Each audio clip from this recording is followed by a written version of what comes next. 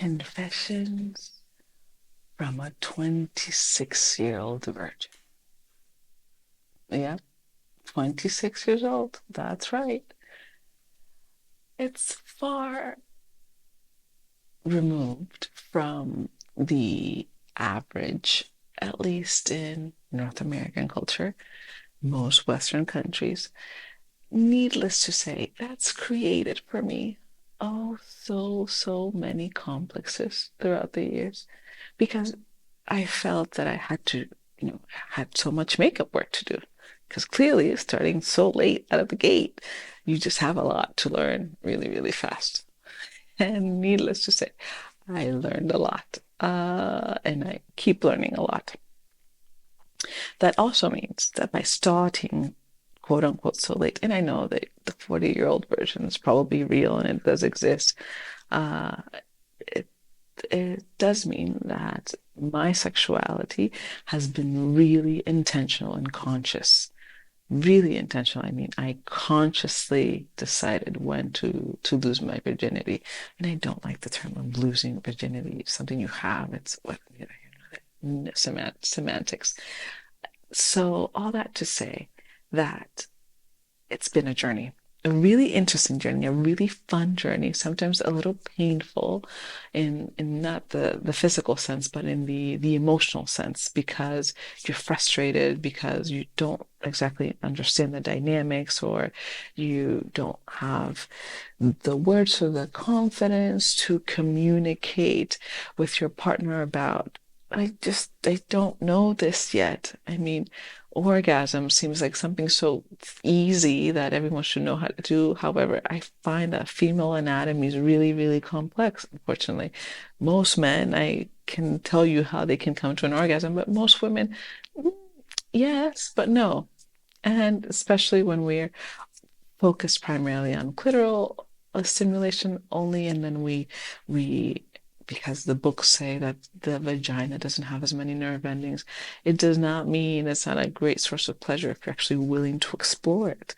My favorite orgasms are cervix orgasms. So clearly, but to be able to get to that place in which I can say that confidently and can help my partners rest assured that I've had a great time, although they're looking for something else, is it's been complex. And if it's been complex for me, it doesn't mean it's nearly that complex for others, but sex is complex. It's and something that men need to know is that regardless of when their partner, if their partner is a woman, has lost her virginity, it's a question. Women like variety. Women like variety, and most women will not tell you that they like variety, but women like and need variety. When you think about capitalism, switching topics drastically, when you think about capitalism, have you realized that most of the shopping in a home is usually done by women? That a perfectly decorated home, the woman all of a sudden would decide, honey, how about we change that armoire? Or the curtains, they're a little outdated, aren't they? We have a hypersensitivity. Both men and women need variety, but women have a heightened sensitivity towards variety. We need loads of it, more than we, I think, are willing to admit, and especially when it comes around sex. Thus, it happens often in couples, especially relationships that have been ongoing for a long time, and there's a decline in the woman's desire. More than likely, it's because of the variety, the things on the menu haven't changed in a long time. There's not enough stimulus there for her to decide mm, to eat or not to eat. If I'm going to have the same thing that I've had all week for the last 3 years, I kind of just don't feel like it, which I can see why that would happen.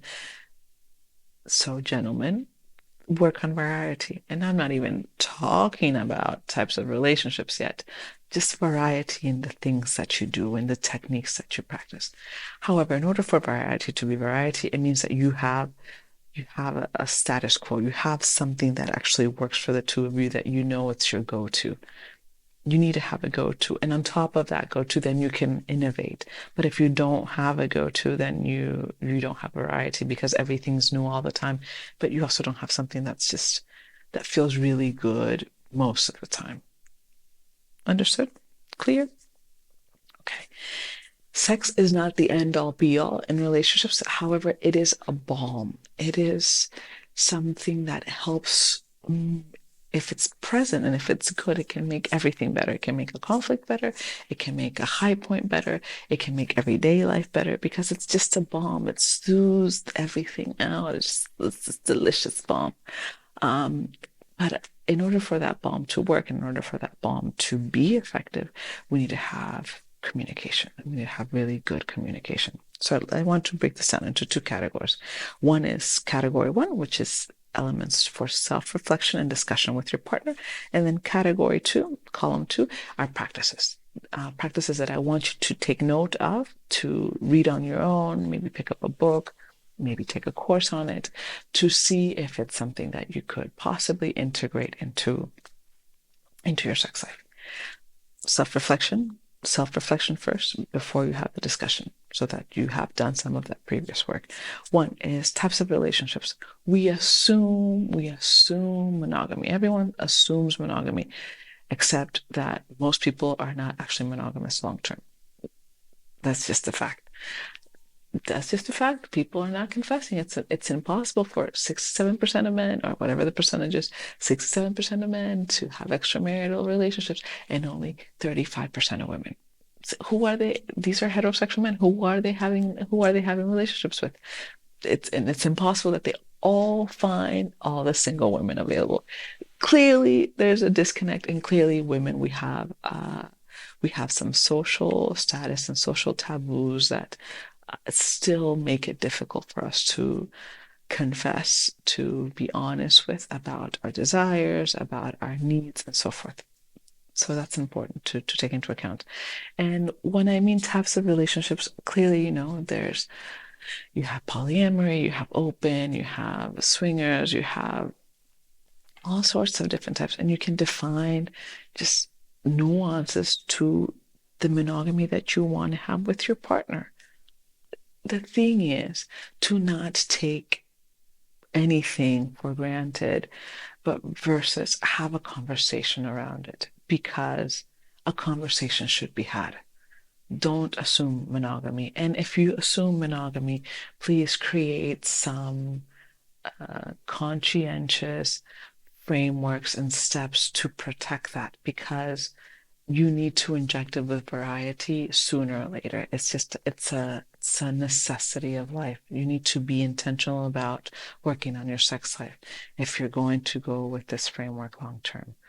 And it also implies that you have to do a lot of self-reflection in terms of what are your triggers? What are you afraid about? It's biologically we're not designed for monogamy. I don't care who you read. We are communal creatures. We need variety. That does not mean that you can't have a love bond or a connection or build a family and share that bond with someone long term. It's a long conversation it's not the most appropriate time to have it now, but that I think you should reflect on it before you talk to your partner and for both of you to be really open with the other about it. Some people just do serial monogamy, just marriages of 10 years or 15 years. And every 10, 15 years, I'm just going to change partners. If that's your plan, that's your plan, but I would rather not do that. But it's a question of you being intentional and conscious about the decisions that you're making with your partner. So types of relationships too.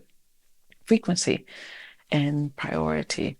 If imagine libidos on a scale of 1 to 10, if your set libido, the one that you have without a partner, the one that you have normally, regardless of the partners, is a 3 and your partner's a 7, we have a huge gap to match. You can come up a bit and the other person can come down a bit. However, there's still some wiggle room there to be closer. You have to determine that. You have to talk about that. You have to see, because this starts the beginning of a relationship. Always there's a great deal more.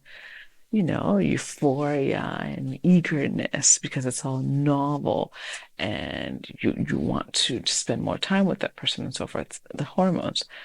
But as time passes, what's your set level and what's your priority of this?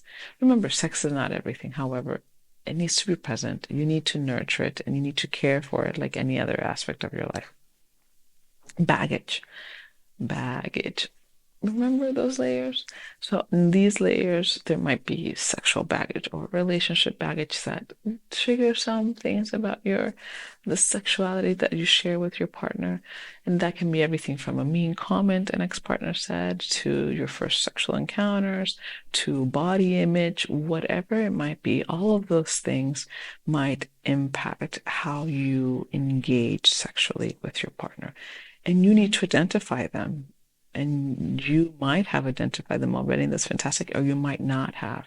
And the work needs to be done because this is going to come up. This is going to come up. So if you have the baggage all handled and you've dropped it off in some random land, fantastic. It's no longer baggage. But if you're still carrying it around, we have some work there to do. Desire. There's reactive desire, which is just, I see something. Reactive desire is the opposite. It's desire that is slow, ongoing. It's, well, if the right circumstances start happening, I can be worked up to it. And then spontaneous desire, it's this, and boom, you touch me and boom. To think about desire, to think about what your partner's tendency is around desire and how that tendency plays with their frequency and the priorities that they have around sex, it will help you to communicate better about, if you know that your partner is reactive, then you have to be working out for this maybe a day before, maybe several days before. Maybe you might need to set a schedule for, okay, Saturdays or Wednesday nights, or set several opportunities so that in case one drops for whatever reason, especially if your partner travels a lot, you still have others to compensate for it. Things that you need to work through and think about. I also think about dysfunction.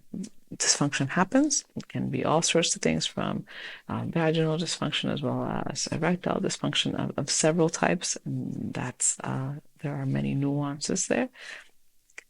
We need to own our stuff. It's your body. If something's not functioning there or you're not happy with your body's performance, there are tools, there are professionals, there are resources available to help you reach optimal performance for yourself and for your partner because it's enriching. Remember, so let's do that work.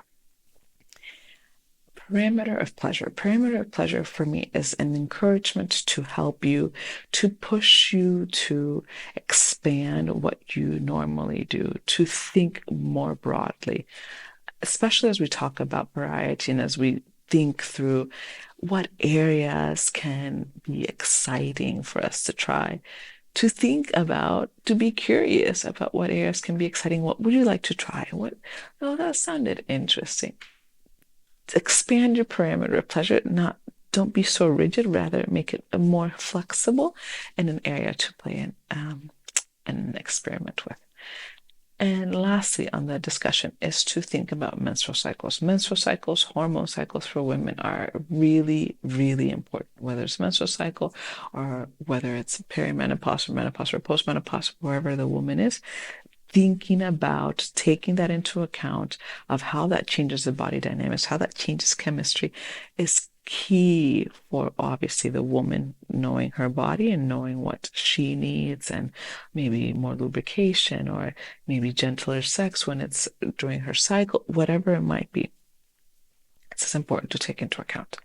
Okay, so discussion points and self-reflection, and now practices and techniques that I want you to think about. One, you must always, always, always, always, always, especially for women, we must work hard, really hard at being present, focusing only on what we're doing, only on what we're doing. Because if not, sexual satisfaction is just so far removed, it's so far away that we will never reach it. I think that's the most pivotal element to having great sex. You have to be present, because if you're present, you'll have better communication. If you're present, you'll adapt better with your body. If you're present, you'll engage entirely different than if you've checked out, your mind's going to Jupiter and doing the laundry list for next week. So be present. Two, it's relaxation. Relax. We have to relax. Relax into the moment, relax into the sensations. Be cognizant of your body, be cognizant of what feels good, what doesn't, what you'd like to change, and play around with communicating this in different ways. If saying things directly is difficult, play around with using your hands or moving your body in a different way to help you navigate that. Also, foreplay. Foreplay is it's very important. Foreplay uh, sometimes it might have some negative connotations depending on who you talk to. Don't worry about it. But I would, I would encourage you to always be in foreplay. You always are in foreplay because you're always creating a space in which eroticism is available to you and it's always possible for you, so that there aren't these cut and dry stops. But it's an environment in which these things can happen. Try it. It'll be good for you. And to expand the menu, try these two things. We have Tantra, which Tantra is a philosophy in and of itself. However, in the West, we only have taken the elements of it that direct to sexuality. But choosing content or a book or a video or a course on it will help you to see sexuality more from a holistic point of view, which Eastern traditions generally do that a great deal better than the West does. So try that and see what you learn, what you can incorporate. And then Kama Sutra is actually a text, and in it, it's a manual for relationships, for how do you deal with partners? How do you deal with lovers? How do it's a beautiful manual, and you might be surprised as to the richness that it can add to your sexuality, just to expand your view a bit more and to be less tactical than we usually are in the West. Also, BDSM in terms of I would do something really light, but play. This is sex should be playing and adventure and exploring. Play with, different sensations. How much pain do you like? What types of pain do you like? Where do you like pain if you do? Or where do you like some levels of pressure? Just play with it. Just explore, play, be curious, be a child, and enjoy this process.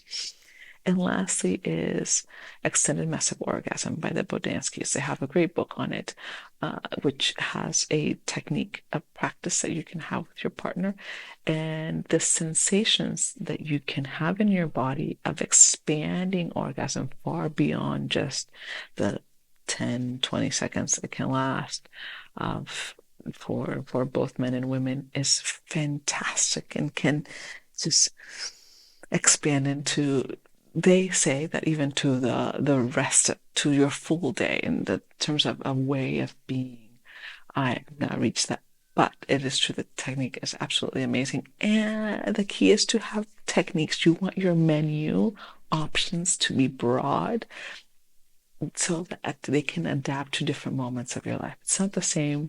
Your sexual needs are entirely different when you're in a peak of stress or when you're, really low anemically, from an emotional point of view.